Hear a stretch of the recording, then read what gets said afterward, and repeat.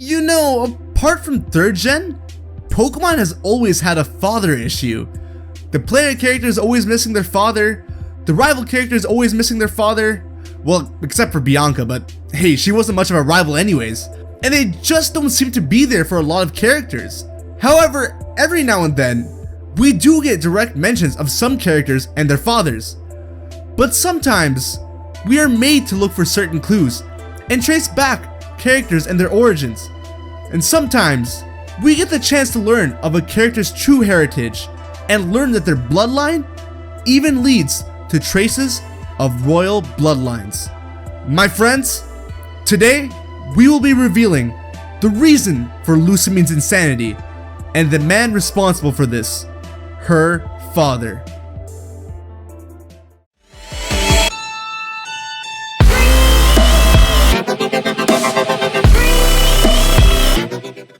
What's going on, guys? HybridHero here.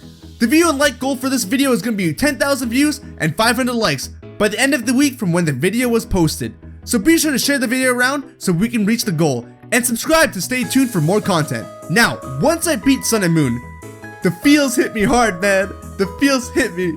Lillie, why'd you leave me, man? Why? Heartbroken. I did the only thing I could do. I went back to her old room at Kukui's place and slept on her bed and reminisced and cried there. Oh yeah, I also took a peek at her diary, cause why not?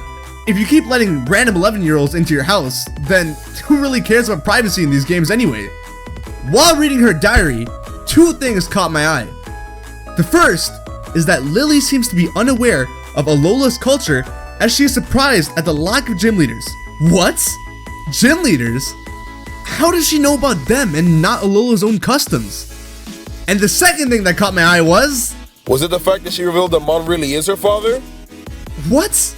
No, that wasn't even mentioned. But hey, do you know something about that?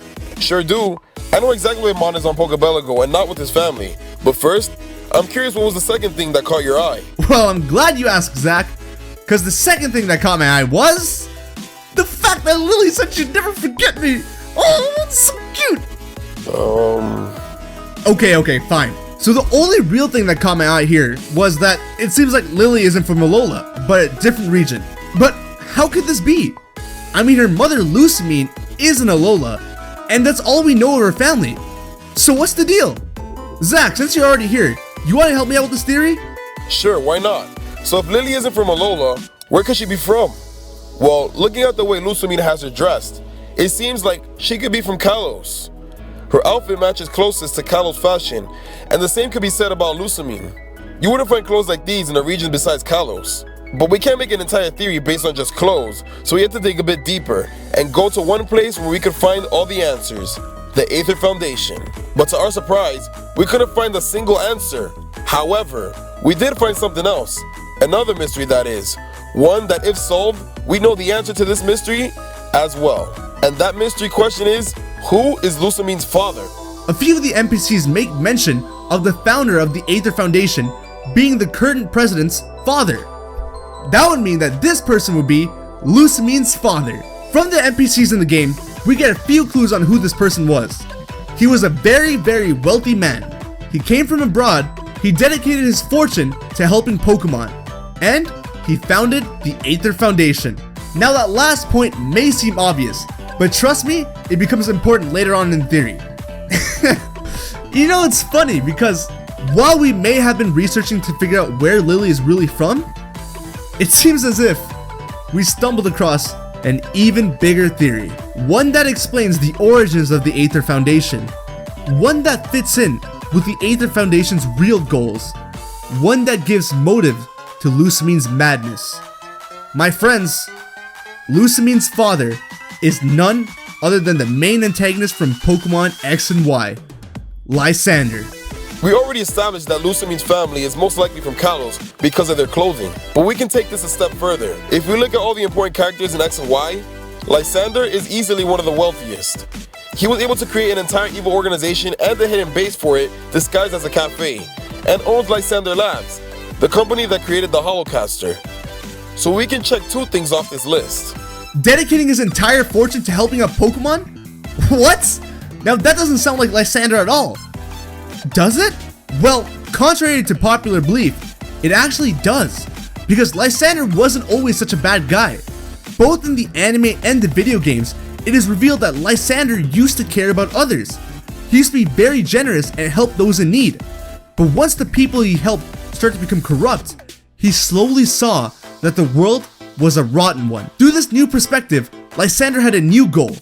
A goal to restart the world, much like what the true intentions of the Aether Foundation were, to preserve everything which was beautiful. Before you make it to Pony Island, it is revealed that at the heart of the Aether Foundation, the organization's true goal is to keep everything beautiful preserved. This is actually very similar to Team Flare. Team Flare was seen as a team who just wanted money, but their true goal was to reset the world and make it beautiful. Even crazier is that both of the leaders of the respective teams are driven by that one thing, beauty.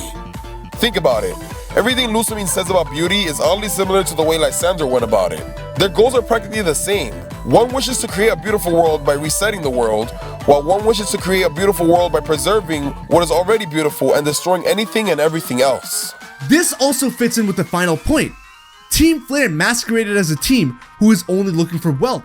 Lysander and his company were supposedly helping the world strive towards better and greater things, when in reality, Lysander had his own agenda, one that wasn't revealed till the end of the game. The Aether Foundation goes through the exact same thing, a foundation that was supposedly created to help and protect Pokemon, when in reality, the goal was the same as Team Flare's hidden goal. The similarities are uncanny. Now, why would Lysander create the Aether Foundation? We suspect that's most likely a result of Team Flare being taken down. The Aether Foundation was a revival, or a Neo Team Flare if you would, just under a different name, and under a different mask entirely. It's kinda like how Team Rocket was disbanded in Red and Blue, but were reformed again in Gold and Silver.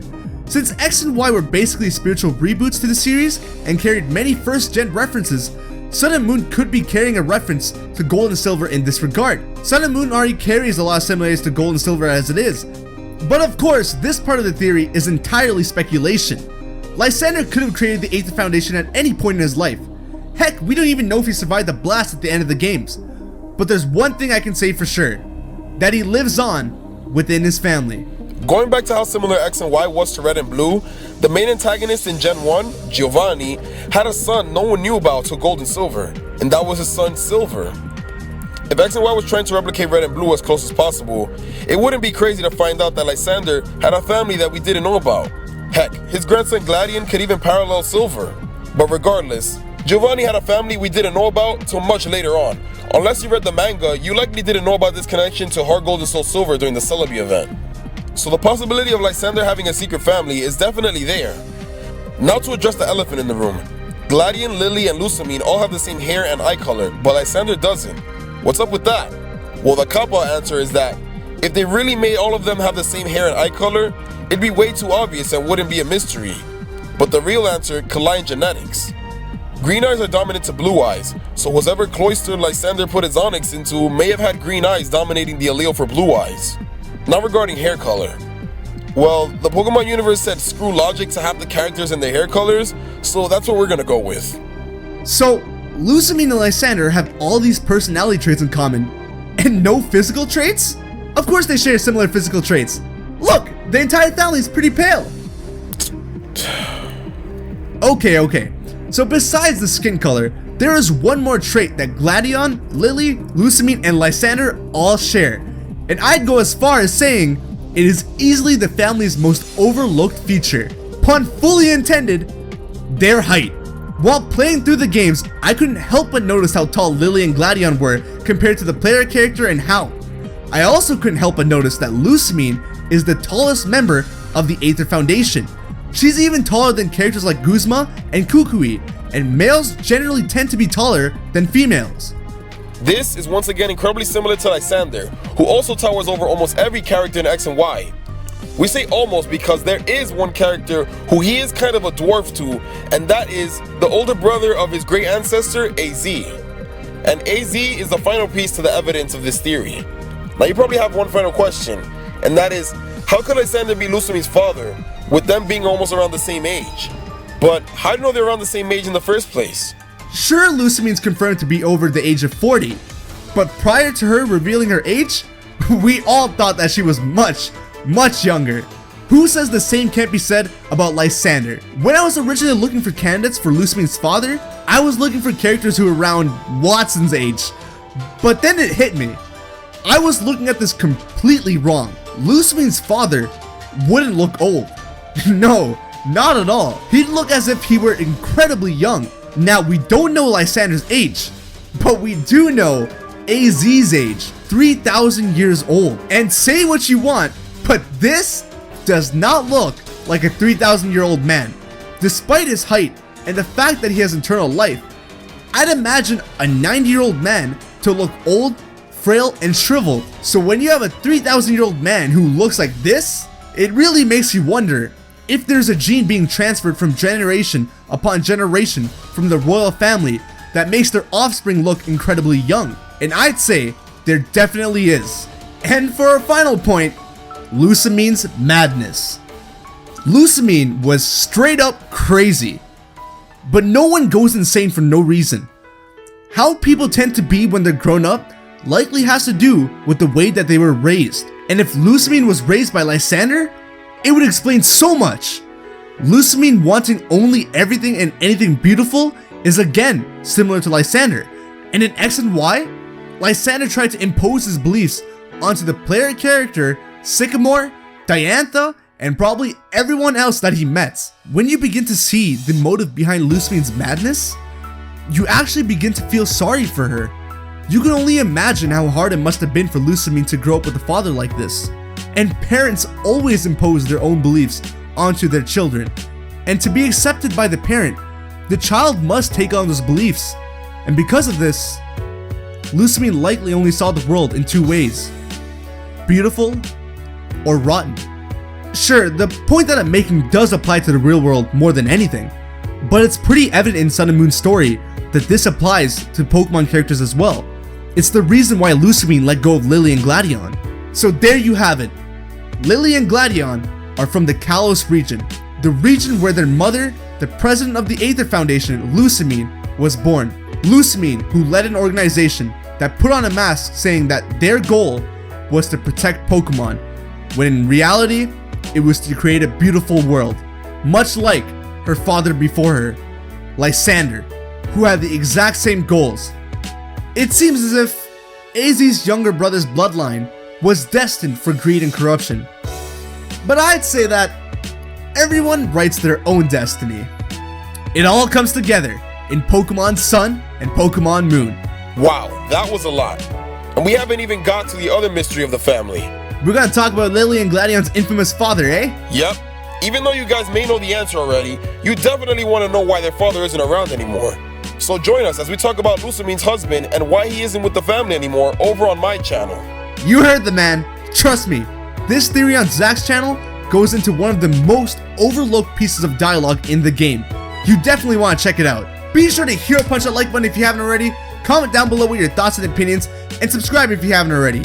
Also follow me on Twitter and Pokeamino. I'm gonna head on over to Zach's channel right now, so I'll see you guys there, alright?